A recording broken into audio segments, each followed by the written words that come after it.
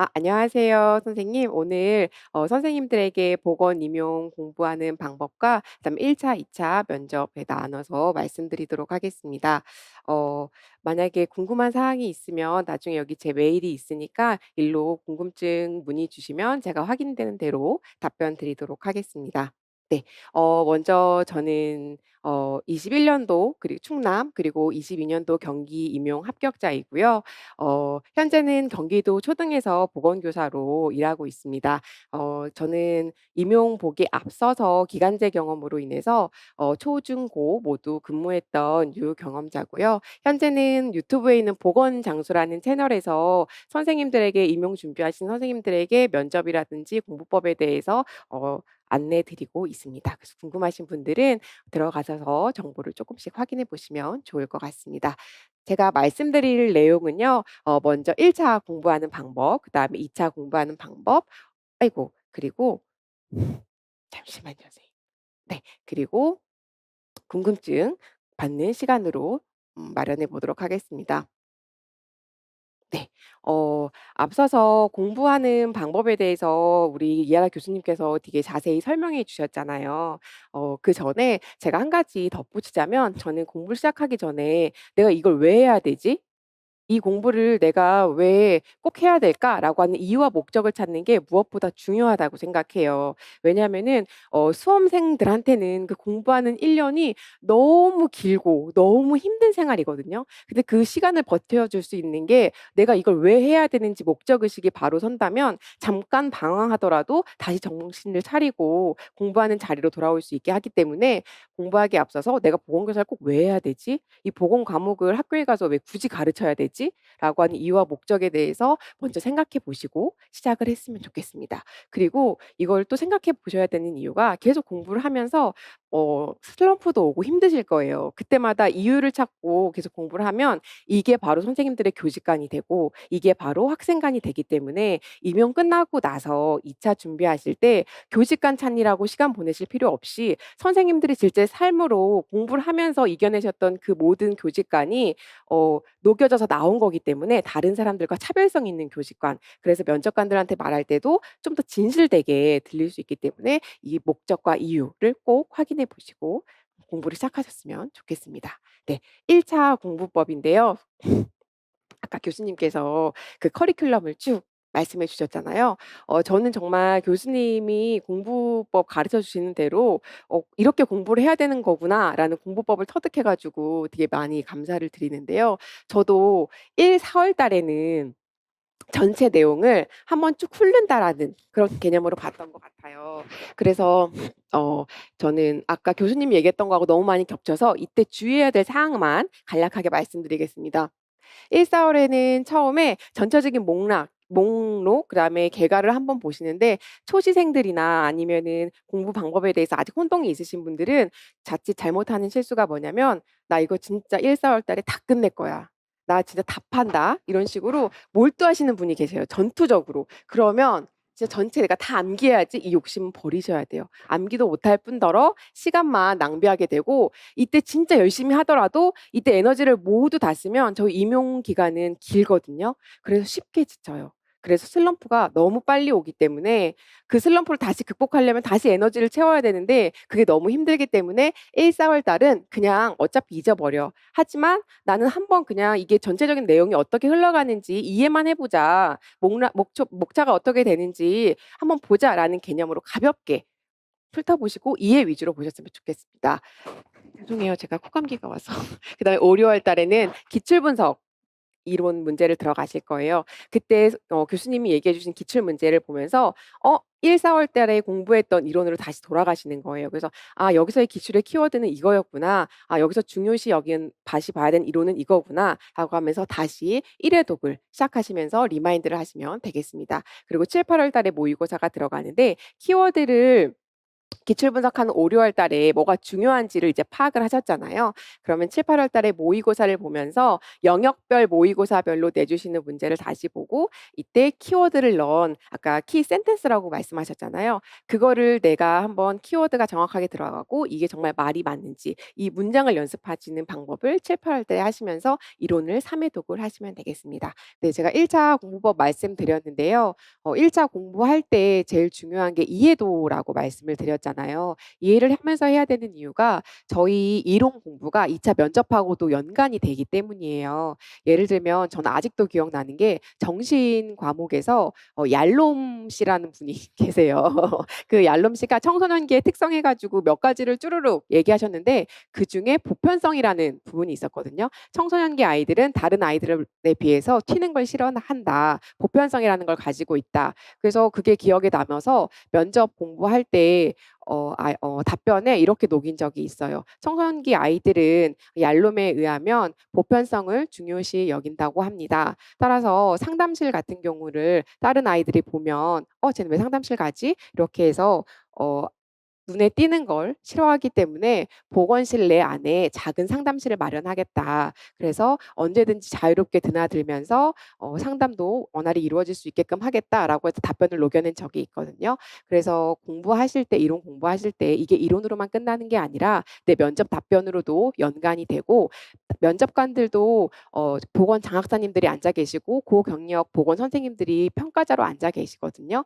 그래서 보건 프로그램이 터무니없는 보건 프로그램인지 이론하고 연관된 건지 정확하게 아세요. 그래서 이론을 공부할 때 그냥 무조건 암기가 아니라 정말 교수님 설명해 주신 대로 스토리로 이해하면서 공부를 하면 현실에 맞는 현장감 맞는 프로그램을 적용할 수도 있고 면접 준비할 때도 그렇게 어렵지 않게 쉽게 준비하실 수 있을 거라고 생각합니다. 그래서 꼭 이해에 기반한 암기, 정확한 인출 강조드리겠습니다. 그리고 9-10월 달에는 이때 정말 중요한 시기죠. 11월 달은 진짜 공부가 안 돼요. 마음이 들뜨고 계속 마음이 불안해서. 그래서 9-10 월까지는 교수님이 내주시는 모의고사 이론 보면서 계속 회독하는 게 중요한데 이때는 제가 한 공부 방법이 있는데요. 이땐 누적 복습하는 게 제일 중요하다고 생각해요. 그런데 시간이 없기 때문에 가장 효율적으로 빨리 누적 복습할 수 있는 방법이 무엇인가 생각을 해 봤는데요. 전에 공부했던 내용을 오늘 하루를 공부를 하고 나면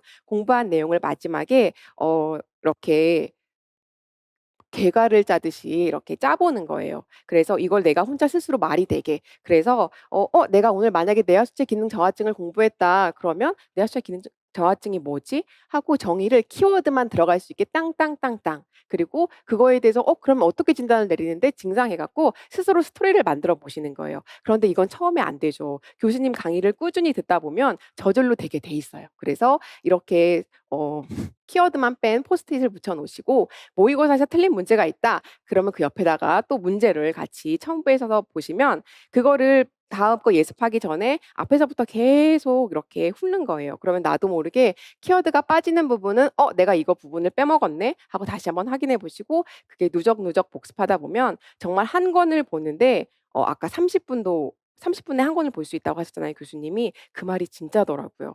딱 한 권을 보면 이 내가 전체 내용을 안 봐도 이미 이 머릿속에 계속 누적해 가지고 찍혀 있기 때문에 키워드만 띵띵띵 하다 보면 '아동이 벌써 30분 안에 한 권이 끝났네.'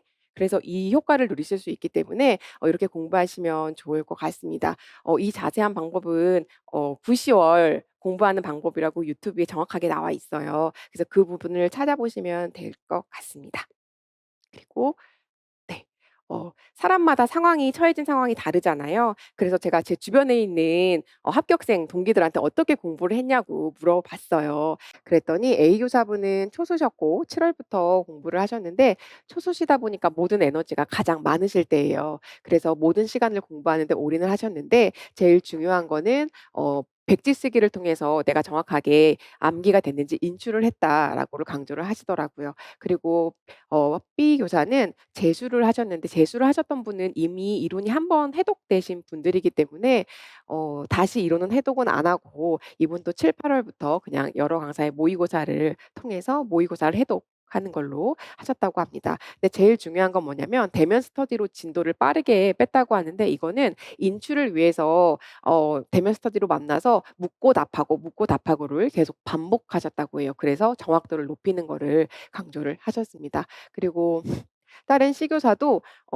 9 월부터 공부를 했는데 재수생이었기 때문에 모의고사를 먼저 보고 모의고사에서 나온 내용을 다시 이론서를 찾아서 가는 거꾸로 학습법으로 공부를 하셨고 다른 한 분은 이동하는 시간도 아까우셨다고 해요. 그래서 기출 문제를 녹음을 하고 그 기출 문제만 녹음하고 가면서 답은 내가 스스로 인출할 수 있는지를 틈틈이 하셨다고 합니다. 그래서 '제일 중요한 건 인출이구나.' 그래서 그냥 무조건 암기하는 게 중요한 게 아니라 정확도를 높여서 내가 내뱉을 수 있는지 설명할 수 있는지 이거를 많이 연습하시면 좋을 것 같습니다. 1 차는 아까 이하라 교수님께서 설명해 주신 그 커리큘럼만 제대로 따라간다면 저는 모두 붙으실 것이라고 확신을 해요. 그래서 1차 공부법은 이렇게 마치도록 하겠습니다. 그러면 2차 면접 공부 방법에 대해서 안내 드릴 건데요. 평가원이랑 경기 지역으로 나누어서 말씀을 드릴게요. 먼저 평가원은 기출 문제 분석하는 게 제일 먼저 선행돼야 된다고 생각합니다. 그래서 평가원은 평가원에서 내는 문제 스타일이 있어요. 그래서 그 틀을 크게 벗어나지 않기 때문에 어떤 문제가 나오고 이 문제는 뭘 물어보는지를 파악하는 게 1 순위라고 생각해요. 그래서 제가 파악한 바로는 크게 교사 역량을 묻는 문제, 그리고 문제 상황, 그다음에 교직관 녹이는 문제 3 개로 나뉠 수가 있는데요. 교사 역량은 문제를 제시를 하고 그 문제에서 "네가 이걸 해결하려면 이 교사한테 어떤 역량이 필요한지 이야기를 해 봐라. 그리고 이 역량을 기르기 위해서 넌 삶에서 어떤 경험을 했니?"라는 문제가 많더라고요. 그래서 이 문제를 하나 만능 틀을 하나 적용을 해 줘서 내가 경험 같은 것도 여기저기 역량에 끼워 넣을 수 있도록 경험을 만들어 보시면 좋을 것 같습니다. 그리고 두 번째 문제 상황은 이것도 갈등 상황이라든지 다양한 문제 상황을 제시하고 여기서 문제가 뭔지 한번 찾아보고 그리고 "어떻게 해결할래?"라고 하는 해결 방안 문제. 그리고 마지막으로는 아까 앞서 사례 발표하셨던 선생님도 말씀을 하셨는데 "두 교사의 선택지를 놓고 하나를 선택해 봐. 그리고 거기서 올바른 교사의 역할은 너가 무엇이라고 생각하니?"라고 해서 자신의 교직관을 녹이는 문제가 나왔던 것 같습니다. 그래서 제일 중요한 건 1 차도 그렇고 2 차도 그렇고 기출 문제 분석 파악하는 거. 기출 문제 분석을 파악하려면 이론서 앞에 개괄을 먼저 크게 보고 이게 어느 분야에 해당하는 파트인지를 먼저 확인하시는 게 좋을 것 같습니다. 그리고 2차 답변 얘기할 때도 저희 1 차하고 연관되는 게 1 차에서 저희 7-8월 달에 모의고사 준비하면서 키 센텐스를 얘기를 하잖아요. 면접도 마찬가지로 주저리 길게 얘기하는 거 되게 싫어하세요. 왜냐면 많은 사람 얘기 똑같은 걸 계속 듣다 보면은 이게 채점하다가도 화가 난대요. "빨리 얘기해. 그래서 답이 뭔데?" 이렇게 된다고 하더라고요. 그래서 키 센텐스 "중요한 키워드가 이거다. 그래서 어떻게 할 거다." 그래서 저희가 이론 1차 준비할 때 그 문장을 정확하게 답만 키워드 넣어서 얘기하는 것처럼 면접도 키워드 그리고 그 해결 방안 정확하게 간략하게 얘기하는 게 좋을 것 같습니다. 그리고 이제는 경기도 주력해서 말씀을 드릴게요. 경기도는 먼저 지금 다음 주가 1차 합격자 발표 온 걸 알고 있어요. 그래서 이미 공부를 하고 있는 선생님들을 계시다고 생각을 하고 그리고 말씀을 드리겠습니다. 경기도는 다른 평가원 지역과 다르게 자체 출제 지역이기 때문에 그 자체 출제 지역에서는 시책을 매우 중요시해요. 그래서 시책을 먼저 파악하시는 게 중요한데 시책 공부하실 때도 주의점이 뭐냐면 시책을 달달 암기하는 게 아니라 이 시책이 그러니까 내가 지원한 교육청에서 중요하게 여기는 게 뭐지를 파악하셔야 돼요. 그리고 작년도 시책과 올해 시책과 비교했을 때 없던 새로운 사업은 뭐지? 그리고 이 목차에서 전에는 뒷부분에 있었는데 앞으로 뺀 정책이 뭐지? 이거를 파악하시는 게 제일 중요합니다. 이유는 이게 경기도 교육청에서 제일 주력하는 사업이고 문제로 나올 수 있다는 거기 때문입니다. 그래서 이거는 25 년도 내년 경기도 주요 업무 계획에서 발췌한 내용이고요. 3 파트인 인성 부분에서 제가 발췌를 했습니다. 인성 파트 부분에서 앞으로 25 년도에는 정책 추진 방향을 이렇게 할 거다 나왔고 그중에 인성교육 기반 학교 교육과정 운영 지원 해서 보면은 다시 아래에서 교육과정 연계한 기본 인성 교육 강화를 구체적으로 "이렇게 할 거야."라고 하는 정책을 세분화해서 나왔어요. 그러면 이거를 키워드로 보시고 그러면 어떻게 한다고 했지? 한 학교에서 1 인성 브랜드 만들기, 그리고 문화, 예술, 체육, 독서, 인문 분야에서 프로그램을 만들고, 세 번째는 인성 기반한 문화를 만들겠다. 그러면 이거를 그냥 보시는 게 아니라 그러면 인성 친화적인 학교 문화를 복원하고 어떻게 연관지어서 프로그램을 만들 것인가. 1 교일 인성 브랜드를 보건 교과에서 어떤 브랜드를 만들 건가, 아이들하고 어떤 프로젝트를 할 건가, 이런 걸 한번 계속 연관지어서 생각해 보시는 게 제일 중요하다고 생각합니다. 그래서 모든 경기 문제는 "네 교과와 연관해서 어떻게 해결할 건데, 어떤 프로그램을 만들 건데."라고 하기 때문에 뭐 자신의 교과하고 연계해서 생각을 해 보셨으면 좋겠습니다. 그리고 경기에 약간 트렌드가, 이것도 제가 그 주요 업무 계획에서 따왔는데, 약간 이렇게 청킹해서 프로그램 만드는 거를 되게 좋아하는 것 같아요. 뭐 융프라, 다양한 융합 체험 프로그램 통한 사고력을 쌓아가는 뭐 융합 인재, 뭐 오아시스, 오늘 아침 뭐 운동해요, 뭐 이런 거 있더라고요. 스포츠해요, 이런 거 있더라고요. 그래서 선생님들 만드실 때도 프로그램 명칭을 키워드로 딱 하나를 만드셔서 여기저기 접목시킬 수 있도록 청킹을 하나 크게 만드셨으면 좋겠습니다. 그래서 주제별로 프로젝트명을 생각해 보기라고 했는데요. 이것도 제가 예시를 하나 드리면, 저는 "건전직 프로젝트를 하겠습니다."라고 해서 건전지라고 하는 거를 마련했어요. 그래서 건전지가 "건강과 안전을 지키는 프로젝트입니다."라고 해서 인성에도 끼워 넣을 수 있고, 그다음에 세계 시민 교육에도 끼워 넣을 수 있고, 마을 교육 공동체 활동에도 끼워 넣을 수 있게 이렇게 만능 틀을 하나 만들어서 하시면 좋고요. 또 생태 교육 강조하기 때문에 "쓰담쓰담 플로깅을 시행하겠습니다."라고 해서 쓰레기를 담고 스스로 깨끗해진 마음을 담는다는 그런 플로깅 활동입니다.'라고 해서 인성 교육에도 넣고 생태 교육에도 넣고, 이런 식으로 만능 틀을 한 번씩 계속 생각해 보시면 좋을 것 같습니다. 이거는 공부 안 될 때 가끔씩 이렇게 생각하시면 좋아요. 교수님이 그 청킹 따서 해 주시잖아요. 근데 그 청킹 따는 것처럼 청킹도 암기하면 좋지만, 저도 결국 청킹도 암기라고 생각하거든요. 그래서 내가 스스로 만들지 않으면 암기할 게 또 하나 생기는 거고, 그게 앞에 청킹만 생각이 나지 이해하지 않으면 그걸 설명할 수가 없어요. 그렇기 때문에 모든 공부는 이해를 먼저 선행을 하시고, 그다음에 스스로 요약을 해 보셔서 이렇게 프로그램을 만드는 과정을 거치셨으면 좋겠습니다. 그리고 이미 어느 정도 인제 1 차가 1 주일 발표가 앞두고 있기 때문에 어느 정도 공부가 되셨을 거라고 생각을 해요. 그래서 제가 막 주저리 길게 얘기하면 싫으실 것 같아서 간략하게 말씀드리겠습니다. 이거는 경기도교육청 홈페이지고요. 홈페이지 아래에 들어가면은 이 배너 모임에 이 다산 현장 지원이라고 하는 사이트가 있어요. 이 사이트는 선생님들이 만약에 합격을 하셔서 현장에 가셔도 매우 유용한 사이트인데요. 여기 안에 들어가면 각각의 업무 관련 사이트에서 업무와 관련된 사이트들을 모두 모아 놓은 사이트입니다. 그래서 만약에 일을 하다가 업무 매뉴얼을 알고 싶다, 그리고 내가 하는 일의 근거를 알고 싶다라고 해서 여기다가 질문을 남기면 여기서 법적인 근거와 업무 매뉴얼을 첨부해서 알려주기도 하기 때문에 기억해 두셨다가 현장에 가셔서도 활용을 하셨으면 좋겠습니다. 제가 면접 준비하신 선생님들께 강조하고 싶은 거는요. 이 현장 다산에서 업무 관련 사이트 들어가시면 밑에 교무학사라는 사이트가 있어요.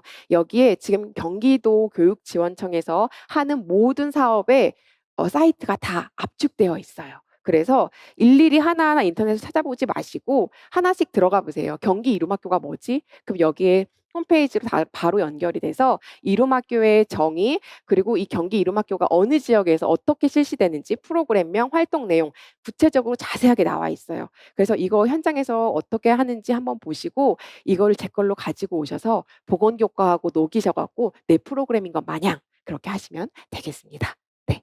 그래서 여기서 특징적으로 잘 보실 게 이lum학교, 중고등학교 같은 경우는 고교학점제 보시고요. 그다음에 인공지능 요새 되게 많이 강조하잖아요. 그래서 에듀뉴 티클리어 이런 거는 필수적으로 한번 들어가서 보셨으면 좋겠습니다. 네. 그리고 제가 주변에 있는 부장님들, 분께 그리고 곧 장학사 나가실 분께 여쭤봤어요.